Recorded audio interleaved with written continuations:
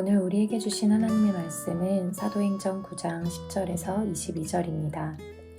그때 다메섹에 아나니아라는 제자가 있더니 주께서 환상 중에 불러 이르시되 아나니아야 하시거늘 대답하되 주여 내가 여기 있나이다 하니 주께서 이르시되 일어나 집가라 하는 거리로 가서 유다의 집에서 다섯 사람 사울이라 하는 사람을 찾으라.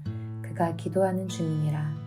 그가 아나니아라는 사람이 들어와서 자기에게 안수하여 다시 보게 하는 것을 보았느니라 하시거늘 아나니아가 대답하되 주여 이 사람에 대하여 내가 여러 사람에게 듣사온즉 그가 예루살렘에서 주의 성도에게 적지 않은 해를 끼쳤다 하더니 여기서도 주의 이름을 부르는 모든 사람을 결박할 권한을 대제사장들에게서 받았나이다 하거늘 주께서 이르시되 가라. 이 사람은 내 이름을 이방인과 임금들과 이스라엘 자손들에게 전하기 위하여 택한 나의 그릇이라.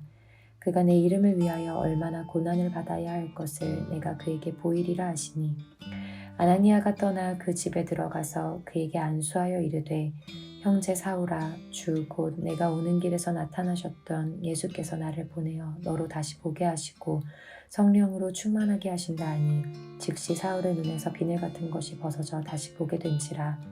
일어나 세례를 받고 음식을 먹음에 강건하여지니라. 사울이 다메섹에 있는 제자들과 함께 며칠 있을새 즉시로 각 회당에서 예수가 하나님의 아들이심을 전파하니 듣는 사람이 다 놀라 말하되 이 사람이 예루살렘에서 이 이름을 부르는 사람을 멸하려던 자가 아니냐. 여기 온 것도 그들을 결박하여 대제사장들에게 끌어가고자 함이 아니냐 하더라. 사울은 힘을 더 얻어 예수를 그리스도라 증언하여 다메섹에 사는 유대인들을 당혹하게 하니라. 아멘. 교회를 핍박하던 사울이 복음 전도자 사울로 180도 다른 삶을 살게 되는 중요한 시점 가운데 다메섹에 살고 있던 주님의 제자 아나니아가 등장합니다. 사울을 두려워하고 있는 아나니아에게 주님은 사울의 회복된 정체성에 대하여 말씀하십니다. 그는 내 이름을 이방인과 임금들과 이스라엘 자손들에게 전하기 위하여 택한 나의 그릇이다라고요. 아나니아는 사울이 주의 성도들을 잡아내기 위해 다메섹으로 오고 있다는 것을 알았습니다. 스데반 집사님의 순교 이후 사울은 교회들에게 있어 더욱더 공포와 두려움의 대상이었습니다. 그런데 하나님은 아나니아에게 사울을 찾아가라고 그를 위하여 기도하여 다시 앞을 보게 하라고 말씀하신 겁니다. 잘못했다간 아나니아 역시 붙잡히고 생명이 위험할 수 있는 상황입니다. 그런데 더 황당한 것은 이미 사울이 지금 기도하는 중에 아나니아라는 사람이 자기에게 와서 안수하여 다시 보게 되는 환상을 보았다고 하십니다. 아나니아가 순종하기 전에 예수님은 이미 아나니아가 순종할 것을 사울에게 환상으로 보여주셨다는 것입니다. 아나니아가 황당했을 수도 있을 것 같습니다. 아니 예수님도 참 내가 순종 안 하면 어쩌시려고? 그런데 예수님은 아나니아가 순종할 거라 믿으신 거죠. 내 양은 내 음성을 들으며 나는 그들을 알며 그들은 나를 따르느니라.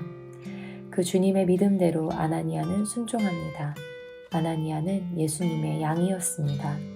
두렵지만 주님 말씀 의지하고 사울을 찾아갑니다. 주님이 말씀하신 대로 그는 앞을 보지 못하는 상태였습니다. 다시 한번 주님의 말씀을 굳게 믿고 그에게 안수하여 기도합니다. 그 기도의 시작이 이렇습니다. 형제 사울아. 사울은 교회를 핍박했고 아나니아의 형제와도 같은 그리스도인들을 잡아먹거나 죽인 사람입니다. 그런 사울을 향해 아나니아는 형제라고 부릅니다. 주님이 그에 대하여 말씀하신 주님이 택하신 그릇이라는 정체성으로 그를 대합니다. 이제는 옛날의 사울이 아니라 고난을 받기까지 복음을 증거할 사울이 되었음을 주님과 같은 시선으로 바라보고 있는 것입니다. 그를 자신의 형제로 품고 그를 위해 기도합니다. 이러한 아나니아의 순종을 통해 위대한 전도자 사도 바울이 눈을 뜨고 힘을 얻어 즉시로 각 회당에서 예수 그리스도가 하나님의 아들이심을 전파하기 시작합니다. 위대한 전도자 사도 바울이 등장할 때 아나니아의 순종이 있었음을 봅니다. 오늘 나의 작은 순종이 하나님의 어떠한 역사를 이루게 될지 지금 다 알 수 없지만 주님의 계획을 신뢰하며 오늘도 내게 주어진 삶의 자리에서 주님의 음성에 순종으로 반응하는 우리가 되길 소망합니다. 또한 우리에게 허락하신 귀한 지체들을 내 눈에 보이는 대로 판단하는 것이 아니라 주님의 핏값을 주고 사신 귀한 영혼으로 주님의 시선으로 바라보고 품고 기도할 수 있는 우리 청년교회가 되기를 기도합니다.